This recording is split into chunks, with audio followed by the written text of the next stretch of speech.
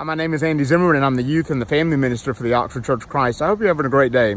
I absolutely love this time of year. I love the springtime. It's my favorite season when the skies are so blue, when the air is so cool and crisp in the morning.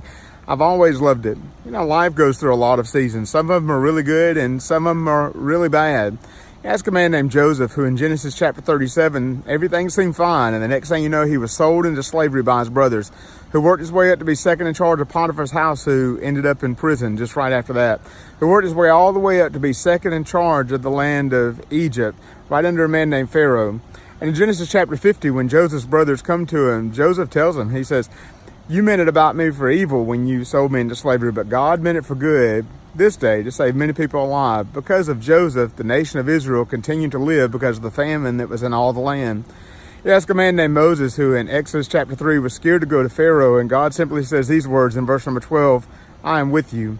You ask a man named Daniel, who in Daniel chapter 1 said he wouldn't defile himself with a portion of the king's delicacies. He was going to be faithful to God. And in Daniel chapter 3, his friends Shadrach, Meshach, and Abednego are thrown into a fiery furnace, and they come out just fine. And in Daniel chapter 6, Daniel is there, and the decree is made that Daniel can't pray to any god but God, but Daniel was determined to be faithful, and he prayed to his God, and he was thrown into a den of lions, but he came out just fine.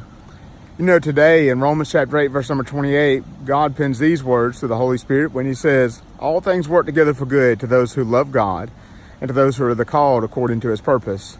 Well, Jesus said this in John 14:15, "If you love me, keep my commandments." There's absolutely nothing that can hurt us on the other side of eternity as long as we're faithful to God. Have a great day.